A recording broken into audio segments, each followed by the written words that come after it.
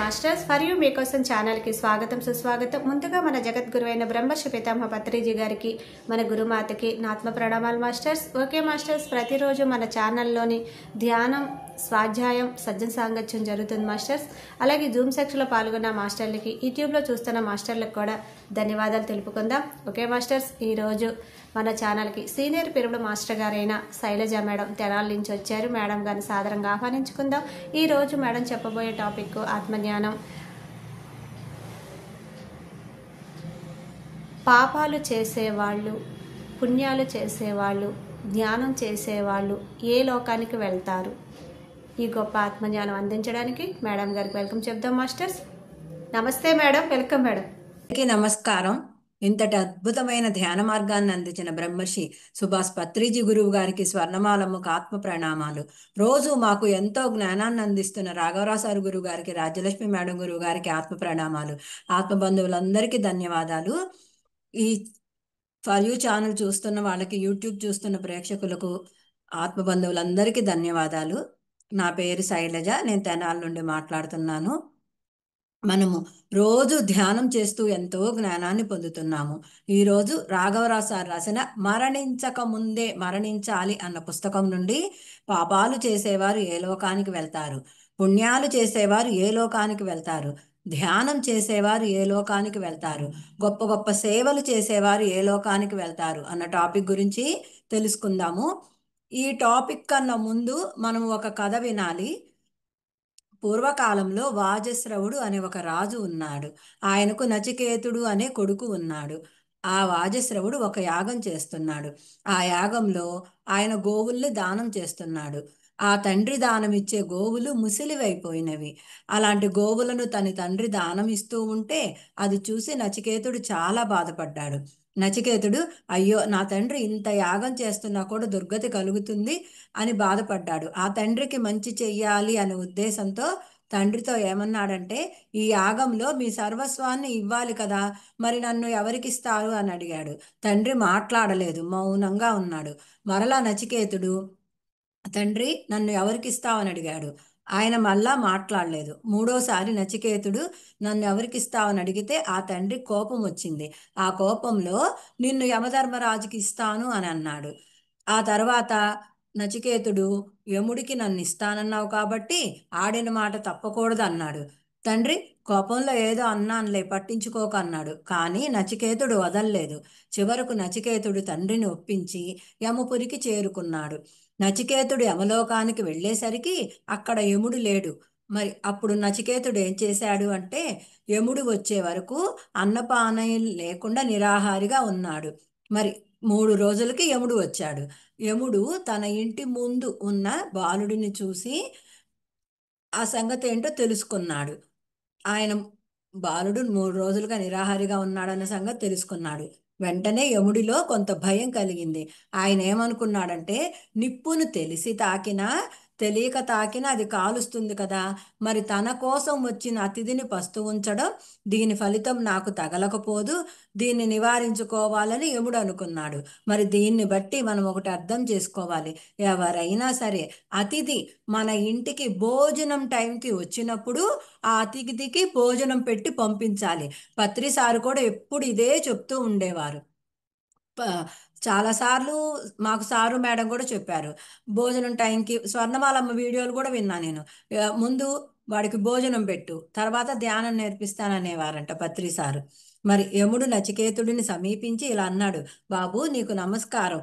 మరి 3 రోజులు నేను ఉపవాసం ఉంచినందుకు నాకు దోష నివారణ నేను చేసుకోవాలి కాబట్టి నీకు 3 వరాలు ఇస్తాను, కోరుకో అన్నాడు. అప్పుడు యమధర్మరాజా నీ హితం కోసం 3 వరాలు కోరుకుంటానని నచికేతుడు మొట్టమొదటి వరం కోరుకున్నాడు. నేను నీ వద్ద నుండి మా ఇంటికి వెళ్ళగానే మా తండ్రి నన్ను గుర్తించి నాపై గల కోపాన్ని వదిలి ఆదరంతో నన్ను స్వీకరించాలి, ఇది నా మొదటి వరం అన్నాడు. అప్పుడు యమధర్మరాజు ఏమన్నాడంటే, నచికేత నువ్వు తిరిగి ఇల్లు చేరిన వెంటనే నీ తండ్రి నీపై గల కోపాన్ని వదిలిపెట్టి ప్రేమతో ఆదరిస్తాడని వరం ఇస్తున్నానన్నాడు. అప్పుడు నచికేతుడు యమధర్మరాజుని 2వ వరం కోరుకున్నాడు. స్వర్గంలో ఆకలి గాని, దప్పిక గాని, చావు కానీ, ముసలితనం కానీ ఉండవు. జీవుడు అక్కడ ఏ భయం లేకుండా సుఖంగా ఉంటున్నాడని విన్నాను. అలాంటి స్వర్గ ప్రాప్తికి సాధనమైన అగ్ని విద్య నీకు తెలుసు, ఆ అగ్ని విద్యను నాకు చెప్పు అని నచికేతుడు అడిగాడు. అప్పుడు యముడు ఏమన్నాడంటే, ఓ నచికేత, స్వర్గలోక ప్రాప్తి సాధనమైన అగ్ని విద్యను నీకు చెప్తున్నాను. అది తెలుసుకున్న తరువాత ఆ విద్యను అభ్యసించి పునర్జన్మ లేని స్థితిని పొందు అంటూ యముడు అగ్ని విద్యను నచికేతుడికి ఉపదేశించాడు. మరి యముడు నుండి విన్న నచికేతుడు యథాతథంగా తిరిగి యముడికి అప్పజెప్పాడు. అది విన్న యముడు నచికేతుడు ఏక సాందాగ్రహతకు ధారణ శక్తికి మెచ్చుకొని సంతోషం పట్టలేక, నచికేత, ఇక మూడో వరం కోరుకో అన్నాడు. అప్పుడు నచికేతుడు ఏమన్నాడంటే, యమధర్మరాజా, మానవుడు చనిపోయిన తరువాత ఈ ఆత్మ ఉంటుందని కొందరు, ఉండదని మరికొందరు అంటున్నారు. కాబట్టి మరణానంతరం ఆత్మ అంటే జీవుడు ఉంటున్నాడా లేదా అన్న సందేహం కలుగుతుంది. నీ ద్వారా ఆ సందేహాన్ని నేను నివృత్తి చేసుకోవాలనుకుంటున్నాను. దాన్ని నాకు మూడో వరంగా ఇవ్వు అన్నాడు. అప్పుడు యమధర్మరాజు అనుకున్నాడు, ఆత్మ విద్య అర్హత, యోగ్యత గలవారికే చెప్పాలి. అర్హత లేని వారికి చెప్తే అది సమాజానికి చెడు చెడు చేస్తుంది. అందుకని జ్ఞానోపదేశానికి నచికేతుడు అర్హుడా కాదా అని యముడు పరీక్షించదలుచుకున్నాడు. ఇక్కడ చాలా ముఖ్యమైన పాయింట్ ఏంటంటే, ఇప్పుడు ఏ విద్య అయితే మనం తెలుసుకుంటున్నామో ఆ ఆత్మ విద్య, ఆ బ్రహ్మ విద్య, ఆ అక్షర విద్య తెలుసుకోవటానికి అందరూ అర్హులు కాదు. అందుకే పూర్వము గురువులు ఈ విద్య కోసం, ఆత్మ సాక్షాత్కారం కోసం, ఆత్మ జ్ఞానం కోసం వాళ్ళ దగ్గరకు వచ్చిన వాళ్లకు వాడు అర్హుడా కాదా అని పరీక్షించేవాళ్ళు. ఎన్నో పరీక్షలు పెట్టేవాళ్ళు. ఆ తర్వాతే బోధించేవారు. మరి సద్గురువు దొరికినప్పుడు, అంత జ్ఞానం మనం పొందుతున్నప్పుడు వారి పరీక్షలు తట్టుకొని నిలబడాలి. లేకపోతే ఆ విద్య వాళ్ళు పొందలేరు. అలాగే యమధర్మరాజు కూడా ఈ విద్య పొందే అర్హత ఉందా లేదా అని ఆలోచించాడు. యముడు ఇంకా పరీక్షించాలనుకున్నాడు. అప్పుడు యముడు, నచికేత, దుర్లభమైన ఆత్మతత్వాన్ని తప్ప ఇంకేదైనా కోరుకో. దీర్ఘాయుషు గల కొడుకులను కోరుకో, మనవలను కోరుకో, ఇంకా ఏనుగులు, గుర్రాలు, ఆవులు మొదలైన వాటిని కోరుకో. అంతేకాదు ఈ భూమండలాన్నంతటినీ కోరుకో. అంతేకాదు ఎన్నేళ్లు బతకదలిస్తే అన్నేళ్లు జీవించు. ఇంకా అపారమైన ధనాన్ని ఇస్తాను. మానవులందరూ పొందాలని ఉబలాటపడే దివ్య కోరికలన్నీ కోరుకో అన్నాడు. వాటన్నిటిని అనుభవించు అన్నాడు. కానీ ఈ మృత్యు సంబంధమైన ఆత్మ విద్యను మాత్రం కోరవద్దు అన్నాడు. ఇలా ఎన్ని ప్రలోభాలు పెట్టినా నచికేతుడు చలించలేదు. దీన్ని బట్టి ఆత్మ విద్య దుర్లభం అని చెప్తున్నాడు. అది ఎంత గొప్పదో! ఇప్పుడు మనమంతా ఆ విద్యను అభ్యసిస్తున్నాము. ఇప్పుడు ఆ విద్యనే పత్రిసారు ద్వారా, శ్వాస మీద ధ్యాస ధ్యానం ద్వారా మనం అభ్యసిస్తున్నాం. మనం ఎంతో ఎంతో అదృష్టవంతులం. మరి నచికేతుడు యమధర్మరాజుతో ఏమన్నాడంటే, ఓ యమధర్మరాజా, నువ్వు చెప్పిన ఈ ప్రాపంచిక పదార్థాలన్నీ నశించిపోయేవి. అవన్నీ ఇంద్రియ సామర్థ్యాలను కూడా నశింపజేస్తాయి. అంటే ముసలివాళ్ళం అయిపోతాం కదా. నువ్వు చెప్పే భోగాలతో మానవుడు తృప్తి పడలేడు. ఇవన్నీ నాకెంతకాలం నువ్వు అనుకూలంగా నాకు ఉంటావో అంతకాలమే ఉంటాయి. ఆపై నన్ను కబళించిన అంటే నాకు మృత్యువు వస్తే ఇలాంటివన్నీ నశించిపోతాయి, ఉండవు కదా. అందుకని నాకు మరణానంతర విషయమైనటువంటి ఆత్మ విద్య కావాలన్నాడు. ఈ విధంగా నచికేతుడు లొంగక ఆత్మజ్ఞానాన్ని కోరినందుకు యముడు బోధించక తప్పలేదు. యముడు ఇలా చెప్పాడు, ఆ బ్రహ్మం, ఆ పరబ్రహ్మం హేతువాదానికి అందదు. అంత తేలికేం కాదు. ఆత్మ నిగూఢం అంటే చాలా రహస్యమైంది. చాలా మంది ఈ ఆత్మతత్వాన్ని గురించి వినటానికి కూడా నోచుకోరు. అంటే వారికి భగవంతుని గురించి, ఆ పరబ్రహ్మ గురించి తెలుసుకునే అర్హత లేదు అని చెప్పాడు. అంతేకాదు, మానవుల్లో ఎంతోమంది ఈ ఆత్మతత్వాన్ని వినాలనుకున్నా చెప్పేవాళ్ళు దొరకడం చాలా కష్టం అన్నాడు యముడు. మరి గురువు చెప్తాడు, ఆత్మ విద్య పొందితే ఆత్మ సాక్షాత్కారం పొందుతారు. దానికి చేయవలసినవి ప్రతిరోజు శ్వాస మీద ధ్యాస ధ్యానం చేయాలి. అలా చేయటం వల్ల పరబ్రహ్మతో ఉంటారు. అలా రోజు తీవ్రంగా శ్వాస మీద ధ్యాస ధ్యానం చేసి గురువు దగ్గర ఎంతో శ్రద్ధతో ఆత్మజ్ఞానాన్ని పొందుతూ అది ఆచరణలో పెట్టుకొని అందరికీ పంచుతూ ఉంటే ఆత్మ సాక్షాత్కారం పొందుతారు. ఈ దుఃఖం నుండి శాశ్వతంగా బయటపడతారు. ఇలా మీ జీవితాన్ని ధన్యం చేసుకోండి అని గురువులు చెప్తారు. కానీ ఆచరించే వాళ్ళు చాలా తక్కువగా ఉంటారు. ఏదో ఒక కారణం చెప్తారు కానీ గురువులు చెప్పింది చెయ్యరు. అంత గొప్ప విద్య, ఆత్మ విద్య, బ్రహ్మ విద్య బోధిస్తూ ఉంటే ఇది వినటానికి కూడా ఆసక్తి చూపించేవారు చాలా తక్కువగా ఉంటారు. మరి పత్రిసారు చెప్పిన శ్వాస మీద ధ్యాస ఉంచి మనసును అంతర్ముఖం చేస్తే ఆత్మ వైపే ఉంటారు. అందుకని తీవ్రంగా ధ్యానం అంటే శ్వాస మీద ధ్యాస ధ్యానం చెయ్యాలి. అలాంటి వారికి హర్ష శోకాలుండవు. ఏం జరిగినా లెక్క చేయరు. తన పని తను చేసుకుపోతారు.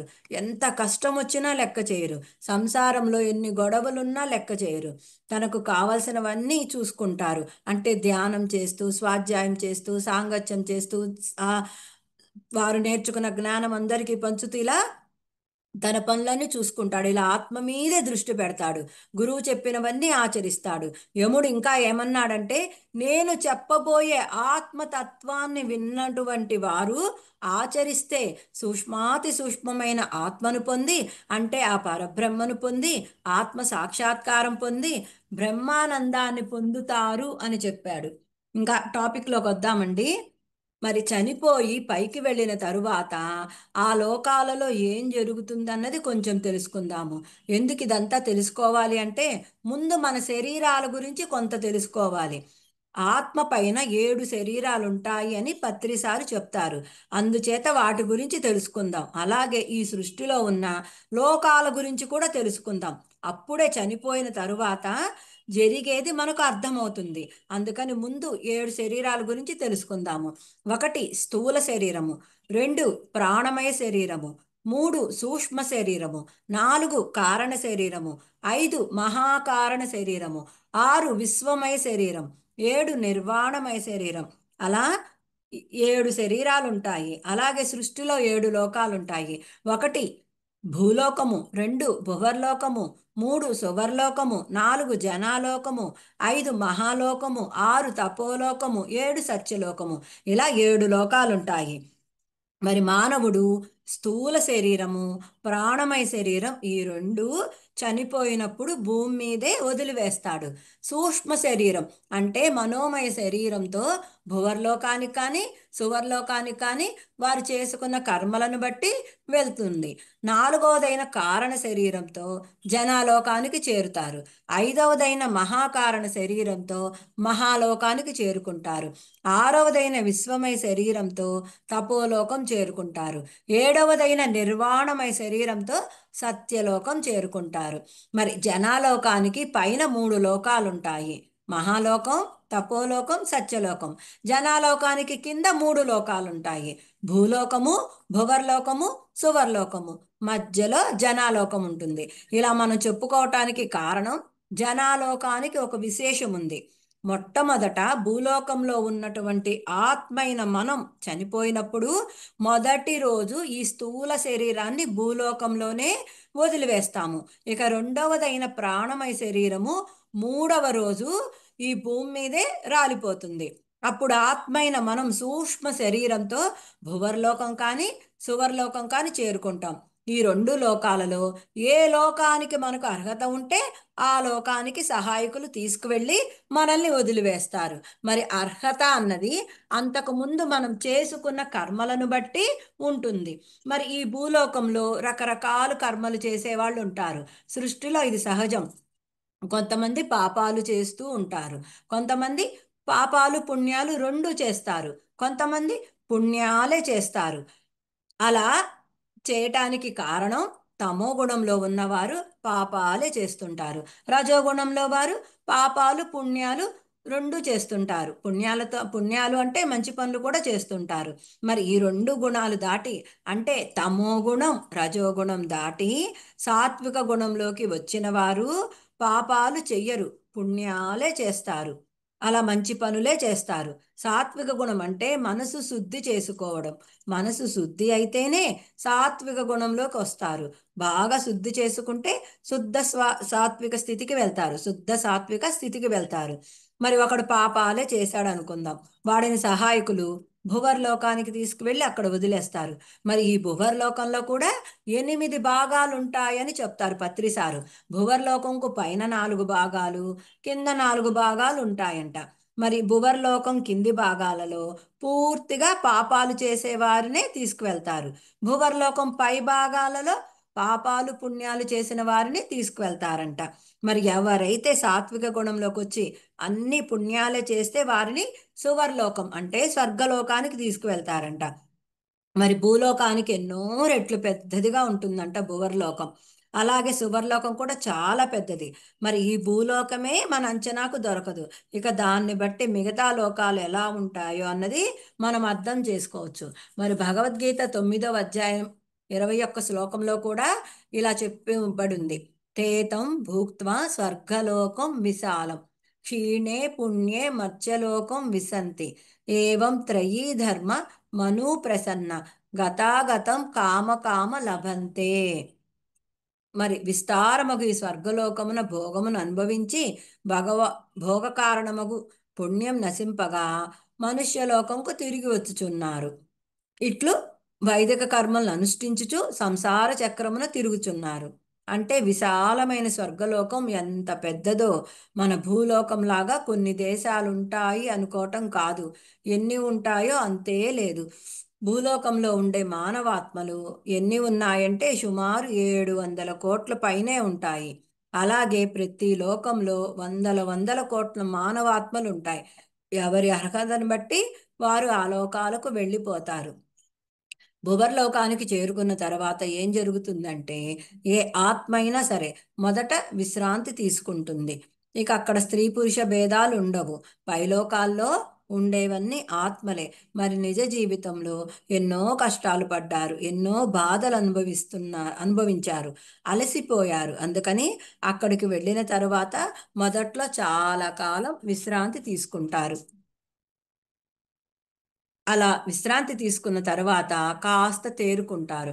తేరుకొని తాము అంతకు ముందు చేసిన పనులన్నీ గుర్తు చేసుకుంటూ ఉంటారు. నేనేం చేశాను, ఏం పాపాలు చేశాను, ఎన్ని తప్పులు చేశాను, ఎంత హింస చేశాను, ఎన్ని కోళ్లను చంపాను అని గుర్తు చేసుకుంటూ చేసిన పనులన్నీ గుర్తు చేసుకుంటూ ఉంటారు. అలా ఒక్కొక్కటి గుర్తుకు వచ్చి ఫీల్ అవుతారు. వాటిని అలా హింసించానే, అలా నాకు జరిగితే నా పరిస్థితి ఏంటి అని అనుకోగానే అదే రకమైన హింస వారు అనుభవిస్తారు. అలా ఆ జీవితంలో చేసినవన్నీ ఒక్కొక్కటి గుర్తు చేసుకుంటూ ఇలా చేశానేంటి అనుకోవటం ఆలస్యం. అలాంటి నరకం అనుభవిస్తారు. అంటే ఆ కోడిని హింసిస్తే ఆ కోడి ప్లేస్లో వాడు ఉంటాడు, ఆ నరకం అనుభవిస్తాడు. ఇలా అన్నీ అనుభవిస్తూ ఉంటారు. అలా ఏదనుకుంటే అది అయిపోతుంది. అలాగే వారు ఏదైనా తినాలి అనుకున్నా, చెయ్యాలి అనుకున్నా అవన్నీ ఆటోమేటిక్గా అక్కడ సమకూరిపోతాయి. అలా చాలా కాలం ఇవన్నీ అయిన తరువాత అంతకుముందు మిగిలిపోయిన కోరికలు ఎటువంటివి ఉంటే అన్నీ నెరవేరిపోతాయి. అంతా అయిపోయాక ఇంకేం చెయ్యాలంటే ఏముండదు. ఊహించుకున్నవన్నీ అయిపోయాయి. దీనికి అంతటికీ కొంత టైం పడుతుంది. అలా కోరికలన్నీ తీరిపోయాక మనోమయ శరీరం అంటే సూక్ష్మ శరీరం రాలిపోతుంది. ఈ మనోమయ శరీరం రాలిపోయాక ఉండేది కారణ శరీరం. ఈ కారణ శరీరంతో జనాలోకానికి చేరుకోగలుగుతారు. అలాగే కొంతమంది పాపాలు పుణ్యాలు చేస్తారు. వారిని భువర్లోకం పైన లోకాలకు తీసుకువెళ్తారు. అక్కడ కూడా ముందు విశ్రాంతి తీసుకుంటారు. అలా విశ్రాంతి తీసుకున్నాక వీడు కొన్ని పాపాలు చేశాడు కాబట్టి ఊహించుకుంటూ ఆ తప్పులు గుర్తు చేసుకుంటూ నేనేమైనా అనుభవించాల్సి వస్తుందేమో అనుకుంటూ ఉంటే దానికి తగ్గ నరకం అనుభవించేస్తాడు. ఆ పాపకర్మలన్నీ అయిపోయాక వాడు చేసుకున్న పుణ్యకర్మల వల్ల సువర్లోకానికి చేరుకుంటాడు. అంతేకాదు, ఎవరైతే సాత్విక గుణంలోకి వస్తారో, మనసును శుద్ధి చేసుకుంటారో వారు పాపాలు చెయ్యరు, పుణ్యాలే చేస్తారు. వారు సువర్లోకం చేరుకుంటారు. సువర్లోకం అంటే స్వర్గలోకం. చాలా అద్భుతంగా ఉంటుంది.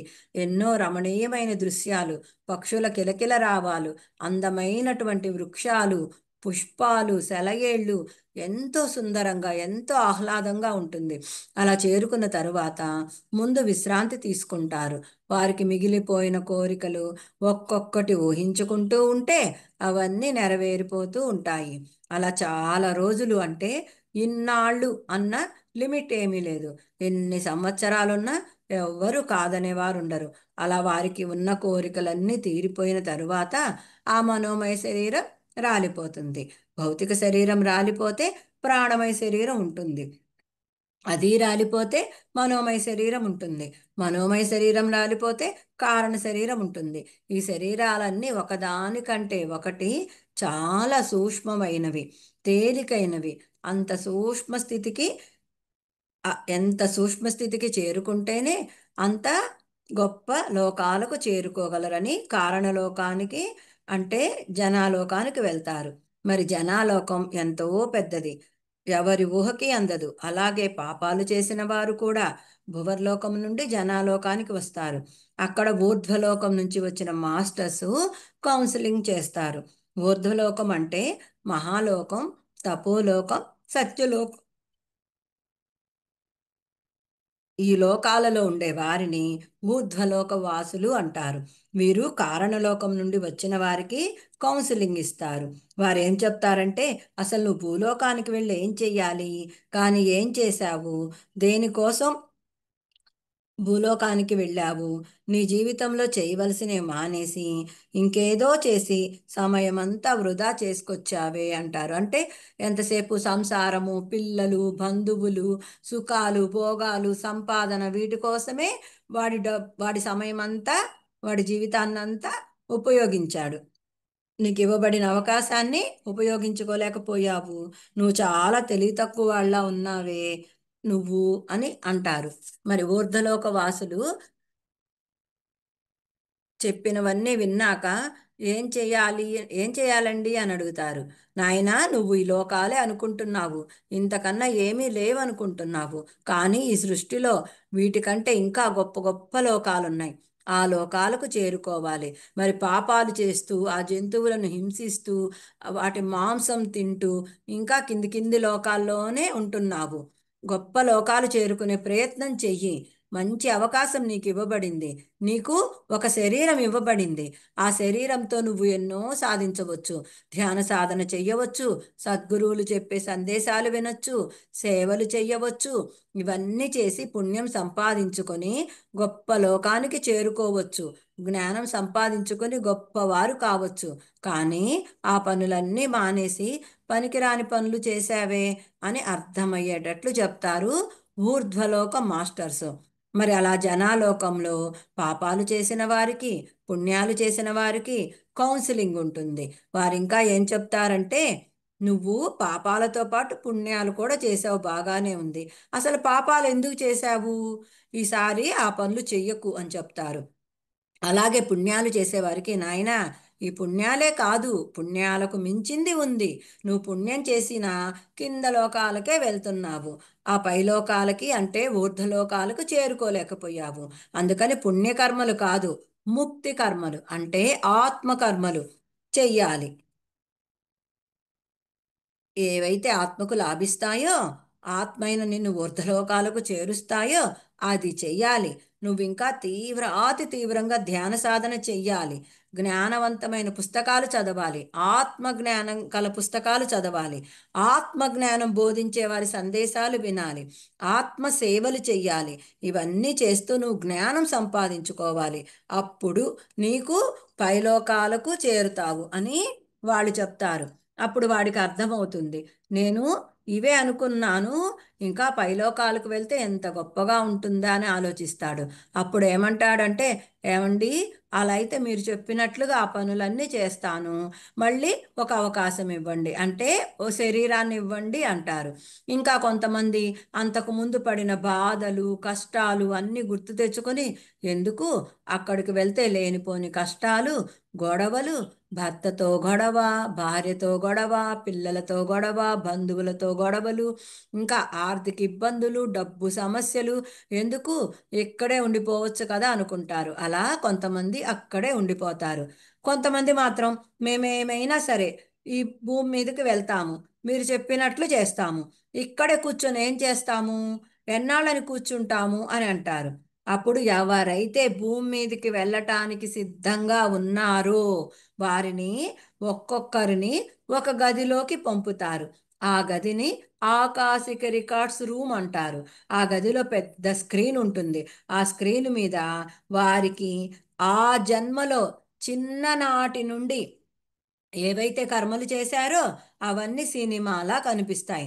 వారు ఎన్ని హింసలు చేశారు, ఎంతమందిని బాధించారు, ఎంతమందిని మోసగించారు, ఎంతమందికి అన్యాయం చేశారు, ఎంతమందిని ఏడిపించారు, ఎంతమందికి సేవలు చేశారు, ఎంతమందికి ఉపకారం చేశారు, ఎంతమందికి లాభం కలిగించారు, ఎంతమందికి భోజనం పెట్టారు, ఇలాగ చేసినవన్నీ కనిపిస్తాయి. అలా వారు చేసిన కర్మలన్నీ చూపించబడతాయి. ఆ గదిలోకి పంపేటప్పుడే ఆ గదిలోకి వెళ్తున్నావు, అందులో నువ్వు చేసిన కర్మలన్నీ కనిపిస్తాయి. మరి జన్మ తీసుకోవాలనుకుంటున్నావు కాబట్టి అందులో ఎన్ని కర్మలు నువ్వు అనుభవించాలనుకుంటున్నావో వాటిని నువ్వు సెలెక్ట్ చేసుకో. అంటే ఎన్ని పాపకర్మలు, ఎన్ని పుణ్యకర్మలు నువ్వు అనుభవించాలనుకుంటున్నావో వాటిని సెలెక్ట్ చేసుకో అంటారు. అలా వాడు చేసిన కర్మలన్నీ చూసుకుంటాడు. అక్కడ ఎక్కువ పాపకర్మలు చేసుకొని వచ్చిన వాడికి సెలెక్ట్ చేసుకోవడానికి ఆ పాపకర్మలే ఉంటాయి. అందులో నుంచి కొన్ని తీసుకుంటాడు. పుణ్యకర్మలు బాగా తక్కువగా ఉంటే అవి కొద్దిగా తీసుకుంటాడు. మరి పాపకర్మలు పుణ్యకర్మలు చేసిన వారు అవి కొన్ని ఇవి కొన్ని తీసుకుంటారు. ఇంకా కొంతమంది పుణ్యకర్మలే చేసి వచ్చారు, మరి వారు ఆ పుణ్యకర్మలే తీసుకుంటారు. ఏమైనా ఒకటి అరా ఉంటే ఆ పాపకర్మలు తీసుకుంటారు. అలా వారు సెలెక్ట్ చేసుకుంటారు. ఇక్కడ కూడా మనం తెలుసుకోవాల్సింది ఏమిటంటే ఏది బలవంతం లేదు, అంతా మన ఇష్టమే. ఇంకొకటి, గత జన్మలో వాడు చాలా కర్మలు చేశాడు, ఎన్ని చేసినా కూడా అవన్నీ తీసుకోవాలని ఏమీ ఉండదు. అందులో వాడు సెలెక్ట్ చేసుకున్నవే, వాడు నిర్ణయించుకున్నవే, వాడు ఎంచుకున్న కర్మలే వాడు తీసుకోవటం జరుగుతుంది. అలా ఎక్కడ కూడా బలవంతం ఉండదు. అంతా వారి వారి ఇష్ట ప్రకారమే జరుగుతుంది.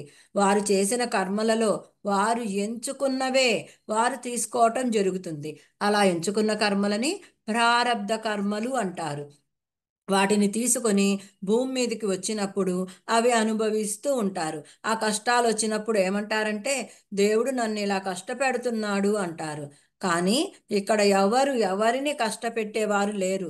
కారణం, వాడి ఇష్ట ప్రకారం వాడు చేసిన కర్మలలో వాడు ఎంచుకున్న కర్మలే వాడికి కేటాయించబడతాయి. మరి సహజంగా ఎక్కువ కష్టాలు అనుభవించేవాళ్ళు ఏంటో భగవంతుడు నా రాత ఇలా రాశాడంటూ బాధపడుతూ ఉంటారు. అందుకే పత్రిసార్ చెప్తారు, నీ వాస్తవానికి నీవే సృష్టికర్తవు అని చెప్తారు. మరి ఇప్పుడు మన అది ఎప్పుడు ఎవరి జీవితంలో అయినా సరే వాస్తవం ఏమిటి అంటే కష్టం వచ్చింది. మరి కొంతమందికి భోగాలు ఉంటాయి, మరి కొంతమందికి యాక్సిడెంట్ అవుతుంది, లేకపోతే కొంతమందికి విపరీతమైన జబ్బు వస్తుంది, కొంతమంది పిచ్చోళ్ళ పుడతారు, కొంతమంది బుద్ధి మాంద్యంతో పుడతారు, కొంతమంది జైల్లో శిక్షలు అనుభవిస్తూ ఉంటారు, కొంతమంది పోలీసుల దగ్గర చిత్రహింసలు అనుభవిస్తుంటారు. మరి స్త్రీ రూపం అదే స్త్రీగా జన్మ తీసుకొని బ్రోతల్ హౌస్లో చిక్కి అక్కడ నరకం అనుభవిస్తుంది. ఇంకా కొంతమంది భర్తల చేత కుటుంబీకుల చేత గృహహింస అనుభవిస్తారు. ఇట్లా రకరకాలుగా హింస అనుభవిస్తారు. అవన్నీ అనుభవిస్తూ ఉంటే దేవుడు ఏంటో నన్ను ఇలా చేశాడు, నా జీవితాన్ని ఇంతలా నాశనం చేశాడు, నేనేం చేశాను అని బాధపడుతూ ఉంటారు. దేవుడిని నిందిస్తారు. అసలు నిజంగా దేవుడు ఉన్నాడా అంటారు. మరి రోగాలు వచ్చినవాడు, కష్టం మీద కష్టం వచ్చినవాడు ఇంకా ఏమంటాడంటే నేను ఎన్నో పూజలు చేశాను, వ్రతాలు చేశాను, గుళ్ళ చుట్టూ తిరిగాను, అయినా నాకేంటి ఇన్ని కష్టాలు భగవంతుడా అని బాధపడుతూ ఉంటారు. ఇవన్నీ కూడా ఇంతకు ముందు చేసిన కర్మలను ఇంతకుముందు వారు చేసిన కర్మల నుంచి వాళ్ళంతట వాళ్ళ ఇష్ట ప్రకారం ఎంచుకున్నవే తప్ప ఎవ్వరు వీళ్ళ మీద బలవంతంగా రుద్దింది కాదు. అందుకని రోగాలు ఉన్నవాళ్ళు కానీ, కష్టాలు భరించలేని వాళ్ళు కానీ అర్థం చేసుకోవాలి. ఈ జన్మను నేనే ఎంచుకున్నాను, ఈ కర్మను నేనే ఎంచుకున్నాను, ఈ జీవితం నా ఇష్ట ప్రకారం నేనే ఎంచుకున్నది అని అర్థమైతే ధైర్యంగా అనుభవిస్తారు. లేకపోతే ఇలా అయిపోయిందేంటి నా జీవితం అంటూ విలువిల్లాడిపోతారు. మరి నేను ఈ ధ్యాన మార్గంలోకి రాకముందు, మరి మేము చిన్నప్పుడు మా అమ్మ వాళ్ళకి అంత డబ్బు లేదనమాట. నేను అనుకునేదాన్ని, మరి మేము నలుగురం ఐదుగురం పిల్లలము, మరి ఇంతమంది పిల్లల వల్ల మా అమ్మ కష్టాలు మా కష్టాలు అని అనుకునేదాన్ని. ఎందుకు ఈ సమస్యలు అనుకునేదాన్ని. కానీ నేను ఒకరోజు పత్రిసారి వీడియో విన్నాక నాకు అర్థమైంది. అంటే నేను నా తల్లిదండ్రులను నేనే ఎంచుకున్నాను. నీ కూతురుగా పుడతాను అని వాళ్ళని ఒప్పించాను. నా ఇష్ట ప్రకారమే నా తల్లిదండ్రులను ఎంచుకున్నాను. మరి ఈ జన్మ తీసుకున్నాక ఈ భూమి మీదకి వచ్చాక జరిగేవన్నీ కూడా నేనే సెలెక్ట్ చేసుకున్నాను అన్నది అర్థమయ్యాక ఏదైనా సరే, మరి పత్రిసారి వీడియోలు, రాఘవరావు సార్, రాజ్యలక్ష్మి మేడం బోధించే జ్ఞానం వల్ల అర్థమవుతుంది. నేను ఎవరినో అవమానించాను, ఇప్పుడు నన్ను అవమానిస్తున్నారు. నేను తిట్టాను, ఇప్పుడు నన్ను తిడుతున్నారు. నేను ప్రతిదీ ఏం చేశానో అది నాకు తిరిగి వచ్చింది. సరే, నా కర్మలు తీరిపోతున్నాయి, నా అప్పు తీరిపోతుందని ఇప్పుడు ఏది వచ్చినా లెక్క చెయ్యట్లా. ఎంతసేపు ధ్యానం చేయటం, పుస్తకాలు చదవటం, క్లాసులు చెప్పటం, మన ధ్యాస శ్రద్ధ అన్ని దీని మీద పెట్టాము. అందుకని ఆ కష్టం కష్టంలాగే లేదు, అసలు అనిపించట్లేదు. అందుకని మన వాస్తవానికి మనమే సృష్టికర్తలం అన్నది తెలుసుకోవాలి. పైలోకాలకు రకరకాల వాళ్ళు వెళ్తారు. ఎక్కువ పాపాలు చేసిన వాళ్ళు వెళ్తారు, పాపాలు పుణ్యాలు చేసిన వాళ్ళు వెళ్తారు, ఉత్త పుణ్యాలు చేసిన వాళ్ళు కూడా వెళ్తారు. మరి సహజంగా ఈ భూమి మీదకి వెళ్ళాలంటే ముందు ఆలోచించుకుంటారు. మరి ఈ పాపాలన్నీ తీసుకుని భూమి మీదకి వెళ్తే నా బతుకేమవుతుందో, ఇక్కడ ఉంటే ఏమవుతుందని ఆలోచించుకుంటారు. చివరకు ఇక్కడ ఎన్నాళ్ళు ఉంటాము, భూమి మీదకి వెళ్ళి ఈసారైన జీవితాన్ని సరిచేసుకుంటాను, ఇక అలాంటి పనులు చెయ్యను, అలాంటి తప్పులు చేయను, అలాంటి పాపాలు చేయను, అప్పుడు నా భవిష్యత్ మారిపోతుంది కదా, నేను గొప్ప లోకాలకు వెళ్ళగలను కదా అని చెప్పి భూమి మీద జన్మ తీసుకోవడానికి నిర్ణయించుకుంటారు. కొంతమంది మాత్రం ఇక్కడ ఏం చేస్తాము, ఎన్నాళ్ళు ఉంటాము అని చెప్పి కొన్ని కర్మలు సెలెక్ట్ చేసుకుంటారు. మరి ఎక్కువ పాపకర్మలు చేసిన వారు పాపకర్మలే సెలెక్ట్ చేసుకుంటారు. మరి వీళ్ళు అనుభవించవలసిన కర్మల్ని సెలెక్ట్ చేసుకుంటారు. అలా సెలెక్ట్ చేసుకున్న కర్మలని ప్రారబ్ధ కర్మలు అంటారు. అప్పుడు అక్కడ ఉన్నటువంటి మాస్టర్స్ వాళ్ళ యొక్క నాడీ మండల శరీరాన్ని ఆ కర్మలతో తయారు చేస్తారు. అంటే ఇప్పుడు మనం కొంతమందికి మోకాళ్ళ నొప్పులు, కొంతమందికి ఆస్మా ఉంటుంది, కొంతమంది గుడ్డోళ్ళుగా పుడతారు, కొంతమంది చెవిటోళ్ళుగా పుడతారు, కొంతమంది నల్లగా పుడతారు. ఇట్లా మరి మనకేమో అంటే వాళ్ళు ఎప్పుడు చేపల్ని తిన్నారు, పాపం వాటిని నీళ్ళల్లో ఉంచకుండా వాటిని బయటికి తీసి వాటికి ఊపిరాడనీయకుండా చేశారు. మరి ఆ కర్మ అంటే వాళ్ళకి ఆస్మా వస్తుంది. మరి చక్కగా ఒకడు రోజు మటన్ షాప్కి వెళ్ళి నాకు లెగ్ పీసులు ఉంచండి, రోజు నేను వచ్చి తీసుకెళ్తానని చెప్తాడు. తినేటప్పుడు బాగానే తింటాడు. మరి వాడు చేసినందుకు వాడికేంటి, ఆ పాపకర్మలు అనుభవించాలంటే మా జన్మ తీసుకున్నాక ఆ కాళ్ళు ఇరిగిపోతాయి. అలా వాళ్ళ పాపకర్మలను బట్టి వాళ్ళ నాడీ మండల శరీరం తయారు చేయబడుతుంది అనమాట. అందుకని ఒక్కొక్కరికి ఒక్కొక్క జబ్బు ఉంటుంది, అందరికీ ఒకటే ఉండవు కదా. వాళ్ళ కర్మలను బట్టి వాళ్ళ జబ్బులు ఉంటాయి, వాళ్ళ రోగాలు ఉంటాయి. మరి పాపకర్మలు ఎక్కువగా ఉంటే వాడి నాడీ మండల శరీరం మలినంగా ఉంటుంది. పుణ్యకర్మలు ఎక్కువగా ఉంటే ఆ నాడీ మండల శరీరం శుద్ధంగా ఉంటుంది.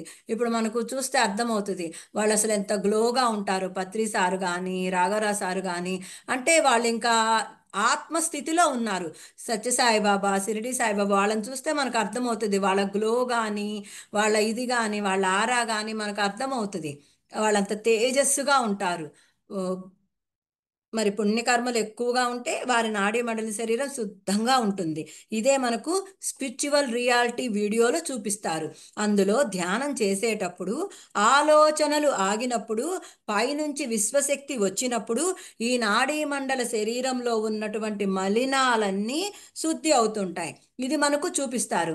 నాకు కూడా అండి ఒక్కొక్కసారి నడు నొప్పులు, కాళ్ళు నొప్పులు కానీ, ఇంకా అనీజీగా కానీ, పొట్టలో ఇబ్బంది కానీ అట్లా ఉంటుంది. నేను తెల్లవారుజాము 2ంటికి లేసి కొంచెం ఫ్రెష్ అయ్యి 2:30, 3 ధ్యానంలో కూర్చుంటా.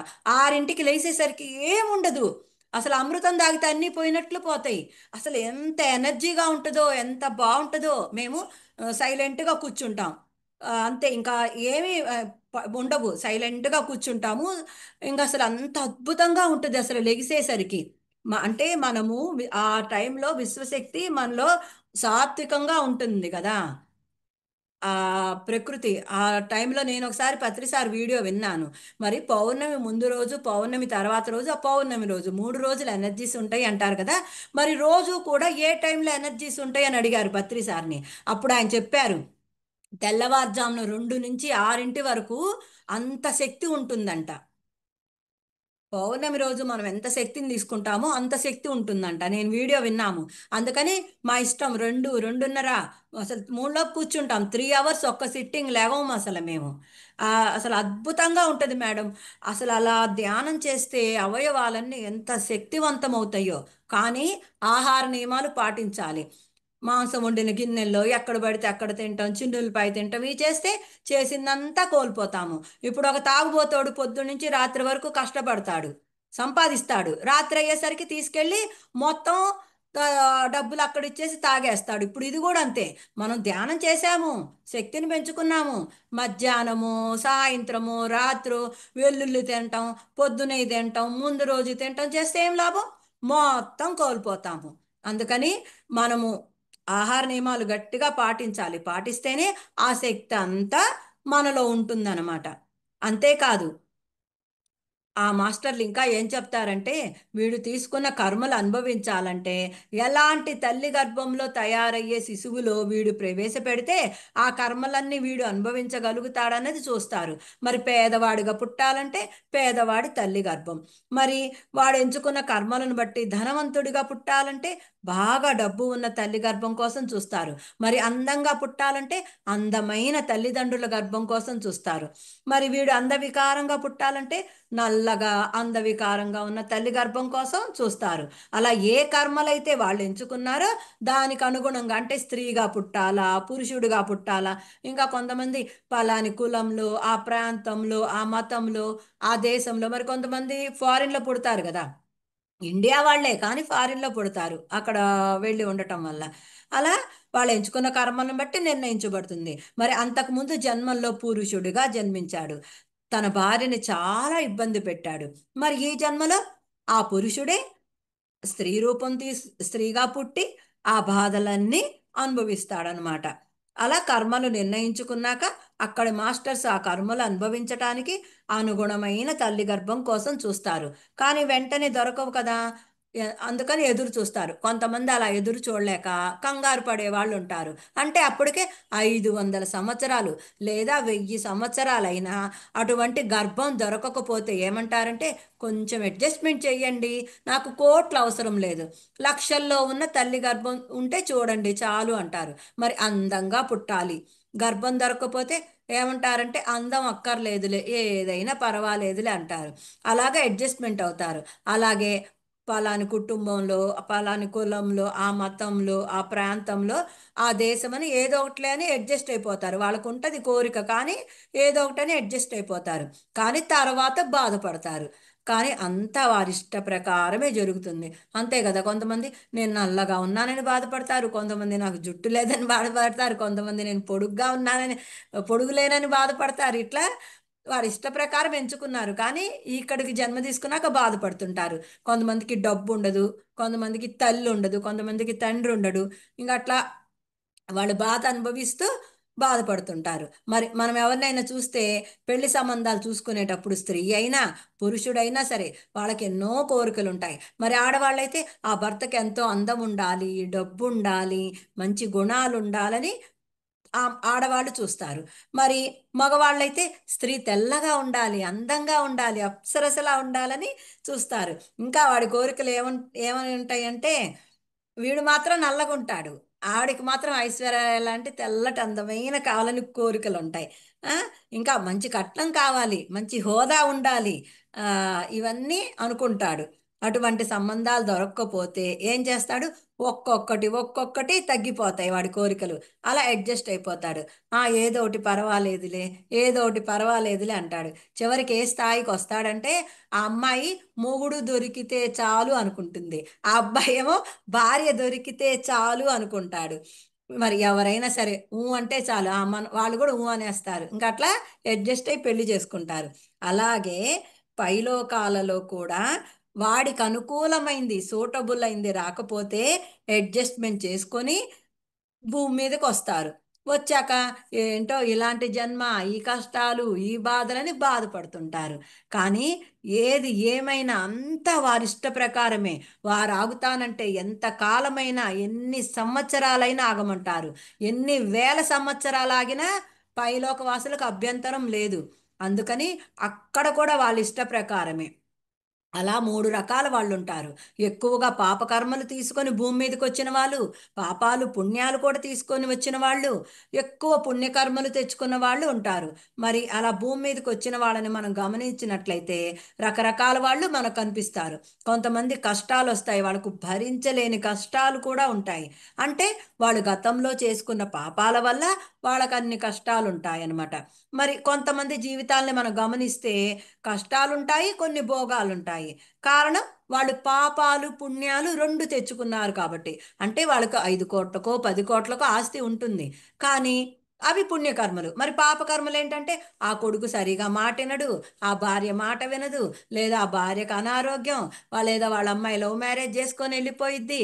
ఇంక అట్లా అవన్నీ పాపకర్మలు అనమాట. అలా వాళ్ళు అనుభవిస్తారంటే వాళ్ళకు ఒక 10,00,00,000 డబ్బులున్నా, 20,00,00,000 డబ్బులున్నా ఇలా మానసికమైన బాధలన్నమాట పాపకర్మలు. అలాగే కొంతమంది ఉంటారు. వాళ్ళన్ని పుణ్యకర్మలే తెచ్చుకున్నారు. వాళ్ళ జీవితం ఎంతో వైభవంగా ఉంటుంది. ఏ లోటు ఉండదు. ఆర్థికంగా ఉండదు. అంటే వేల కోట్లు ఉంటాయి మనం.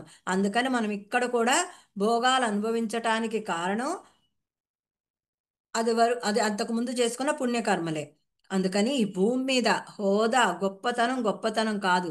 పైలోకాలకు వెళ్ళినాక అక్కడ గొప్పవాడే అసలైన గొప్పవాడు. అందుకే భూమి మీద ఎంత గొప్పవాడైనా పైలోకాల గొప్పవాళ్ళ దగ్గర ట్రైనింగ్ అవ్వాల్సిందే. అంటే మనము ఇప్పుడు టాటా ఇండస్ట్రీ అని, అనిల్ అంబానీ అని పెద్ద పెద్ద కోటీశ్వరులు ఉంటారు. వాళ్ళు ధ్యానం చేయరు, జ్ఞానం పొందరు. మరి పైలోకాలలో ఊర్ధ్వలోక మాస్టర్స్ దగ్గర వాళ్ళు ట్రైనింగ్ అవ్వాల్సిందే. ఇక్కడ అదే చెప్తున్నారు. అందుకని మనం ట్రైనింగ్ పొందే వాళ్ళలా ఉండకూడదు. ట్రైనింగ్ ఇచ్చే వాళ్ళ స్థాయికి ఎదగాలి. మనము ట్రైనింగ్ పొందే వాళ్ళలాగా ఉండకూడదు. ట్రైనింగ్ ఇచ్చే వాళ్ళ స్థాయికి ఎదగాలి. మరి ఇది అందరికీ అర్థం కాదండి. పత్రి సారు నువ్వు ఏ నేర్చుకుంటే ఏ చెప్పు, బి నేర్చుకుంటే బి చెప్పు, నువ్వు పొందిన జ్ఞానాన్ని అందరికీ పంచు అని చెప్పారు. అంటే చూడండి, మనం ఇక్కడ కాదు, ఇప్పుడు బాగా ధ్యానం చేసి జ్ఞానాన్ని పొంది ఆ జ్ఞానాన్ని పంచితే చూడండి, ఇప్పుడు మనం వెళ్తాము, మనకు ఒక స్పెషల్గా చైర్ వేస్తారు. మన జ్ఞానాన్ని ఎంతో మంది వింటారు. మరి ఆ జ్ఞానం వినటం వల్ల వాళ్ళు ధ్యానం చేసి వాళ్ళ దుఃఖాన్ని పోగొట్టుకుంటారు. మరి చూడండి పత్రి సారు, మనము ఇక్కడ ఆయన ఆ గురువు చెప్పింది వినటం వల్ల, ఆచరించటం వల్ల మనము ఇక్కడ ఎంతో గౌరవం పొందుతున్నాం. మనం పైలోకాలకు వెళ్ళాక కూడా కింద లోకాల వాళ్ళకి మనం ట్రైనింగ్ ఇచ్చే వాళ్ళలాగా మనల్ని తయారు చేస్తున్నారండి. మనం ఇక్కడే గౌరవం పొందుతాం. పైలోకాలకు వెళ్ళినా కూడా మన కింద లోకాల వాళ్ళకి ట్రైనింగ్ ఇచ్చే వాళ్ళలాగా మనల్ని తయారు చేస్తున్నారు. అంత గొప్ప గురువుని పొందామండి. నిజంగా అండి. అంత గొప్ప గురువు పత్రిసాన్ని పొందిన మనం ఎంతో ఎంతో అదృష్టవంతులమండి. మరి చూడండి, మనకు తల్లి తండ్రి కూడా ఇలాంటివి నేర్పరండి. తల్లి తండ్రి కూడా ఇలాంటివి చెప్పరు.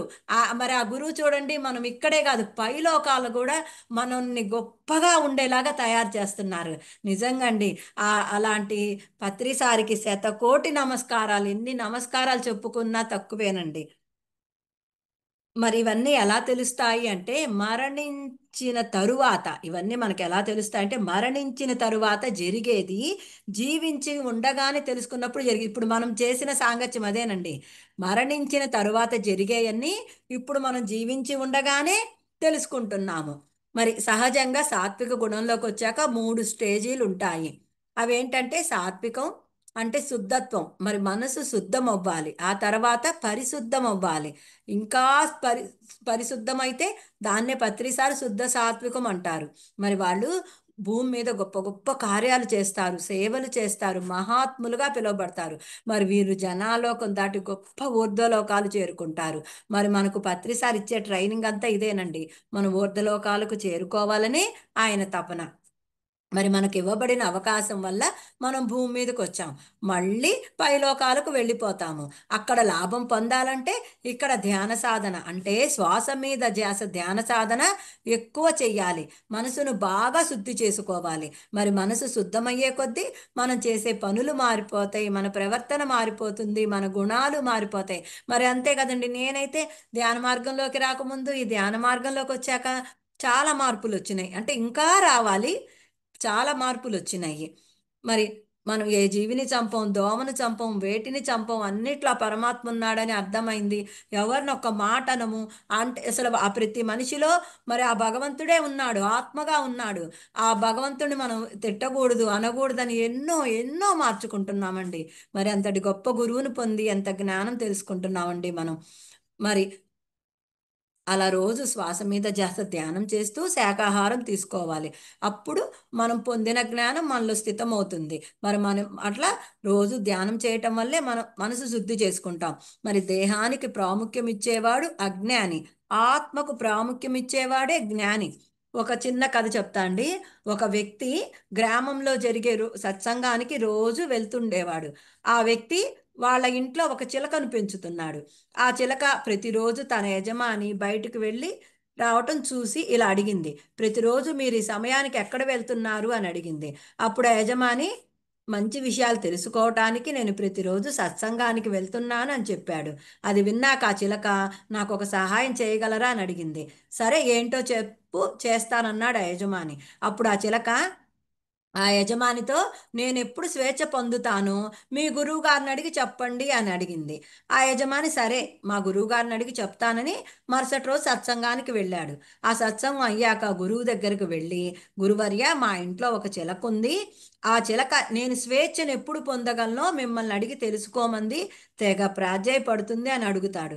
అది విన్న వెంటనే గురువుగారు సృహ కోల్పోయి అపస్మారక స్థితిలోకి వెళ్ళిపోతాడు.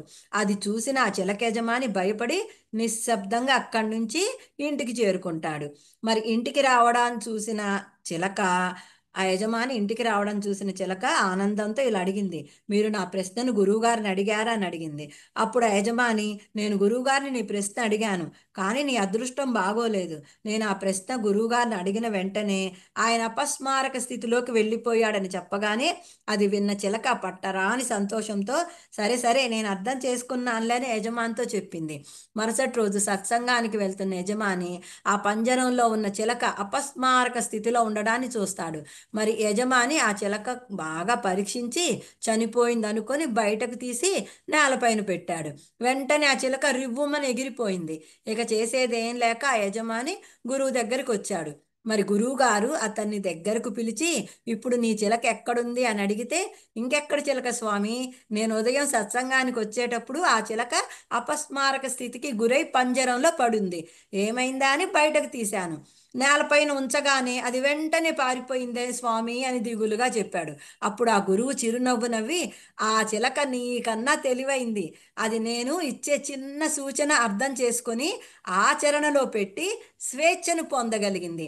కానీ మీరు చాలా రోజుల నుంచి సత్సంగానికి వస్తూ కూడా ఎటువంటి ధ్యాన సాధన చెయ్యకుండా ఈ ప్రపంచమనే ఈ ప్రపంచమనే భ్రమ అనే పంజరంలో, అంటే ఈ సంసారము, పిల్లలు, బంధువులు, ధన సంపాదన, సుఖాలు, భోగాలు, కార్లో తిరగాలి, మేడలు కట్టాలని ఇట్లా వీటిట్లో చిక్కుకొని ఈ చిలకలాగా పంజరంలో జీవితాన్ని సాగిస్తున్నారని చెప్పాడు. అప్పుడు ఆ గురువుగారి మాటలు అర్థమై ఆ యజమాని సిగ్గుతో తలదించుకున్నాడు. మరి ఇదంతా విన్న చిలుక ఆ గురువు గారికి ధన్యవాదాలు అనుకుంటూ దూరంగా ఉండి, ఆ చిలక ఇక్కడ గురువుగారు చెప్పేయన్ని విని ఆ గురువు గారికి ధన్యవాదాలు అనుకుంటూ అక్కడి నుంచి ఆకాశంలోకి ఎగిరిపోయింది. మరి చాలా మంది సత్సంగానికి, ప్రవచనాలకి కాలక్షేపం కోసం పుణ్యం వస్తుందనే భావనతో వెళ్తారు. కానీ గురువు చెప్పింది అర్థం చేసుకోరు, ఆచరించరు. మరి కర్మలు చేస్తూ పుడుతూ చస్తూ పుడుతూ చస్తూ మరి ఈ జనన మరణ చక్రంలో, ఈ సంసార చక్రంలో తిరుగుతూ ఉంటారు. మరి గురువు చెప్పింది విని అర్థం చేసుకొని ఆచరించిన వాళ్ళు మోక్షాన్ని పొందుతారు. మరి జ్ఞాని ఆత్మకు ప్రాముఖ్యం ఇచ్చిన వాడు తీవ్రాతి తీవ్రంగా ధ్యానం చేస్తాడు, శ్వాస మీద ధ్యాస ధ్యానం చేస్తాడు. అలా ఆత్మకు ప్రాముఖ్యం ఇచ్చేవాడికి దేహలాభాలు. ఇదే అజ్ఞాని అజ్ఞాని ఈ దేహానికే ప్రాముఖ్యం ఇస్తాడు. ఆయనకి దేహలాభాలు తప్ప ఏ లాభాలు ఉండవు. మరి జ్ఞాని బాగా ధ్యానం చేసి జ్ఞానాన్ని పెంచుకుంటాడు, మరి గొప్ప లోకాలకు చేరుకుంటాడు. మరి మనం కూడా ధ్యానం చేసి శ్వాస మీద ధ్యాస ధ్యానం చేసి జ్ఞానాన్ని పెంచుకొని ఈ జన్మలోనే గొప్ప స్థాయిని సంపాదించుకోవాలి. మరి ఈ జనన మరణ చక్రం నుండి బయటపడి జన్మ లేని స్థితికి చేరటానికి శ్వాస మీద ధ్యాస ధ్యాన మార్గం చూపించిన బ్రహ్మర్షి సుభాష్ పత్రిజీ గురువు గారికి శతకోటి వందనాలు తెలియచేసుకుంటూ, ఎన్నో జన్మల కర్మలు దగ్ధం చేసుకోవటానికి మాకు రోజు ఎంతో జ్ఞానాన్ని బోధిస్తున్న రాఘవరావు సారు గురువు గారికి, రాజ్యలక్ష్మి మేడం గురువు గారికి వందనాలు తెలియచేసుకుంటూ, ఆత్మబంధువులందరికీ ధన్యవాదాలు. నాకు ఇంతటి గొప్ప అవకాశం ఇచ్చిన సరితా మేడంకి, ఫర్ యూ ఛానల్కి, యూట్యూబ్ ప్రేక్షకులకి, ఆత్మబంధువులకి అందరికీ ధన్యవాదాలు. Thank you madam. Thank you madam. Thank you so much madam. For you మీకోసం మన ఛానల్కి వచ్చి ఎంతో గొప్ప ఆత్మజ్ఞానం అందించిన మాస్టర్లందరికీ, శైలజ మేడం గారికి, గాయత్రి మేడం గారికి ధన్యవాదాలు తెలుపుకుంటూ, మాస్టర్స్ ప్రతినిత్యం ఎరుకతోటి ధ్యానం, స్వాధ్యాయం, సజ్జన సాంగత్యం చేద్దాం మాస్టర్స్. అందరి చేత చేయిద్దాం మాస్టర్స్. వైజాగ్కి మెగా పిరమిడ్ రావాలని పరమ గురువుల కోరిక, పత్రి గారి కోరిక, పత్రి మేడం కోరిక. మనం అందరం సంకల్ప ధ్యానం చేసి వైజాగ్కి మెగా పిరమిడ్ వచ్చేలా చేద్దాం masters. Thank you masters. Thank you.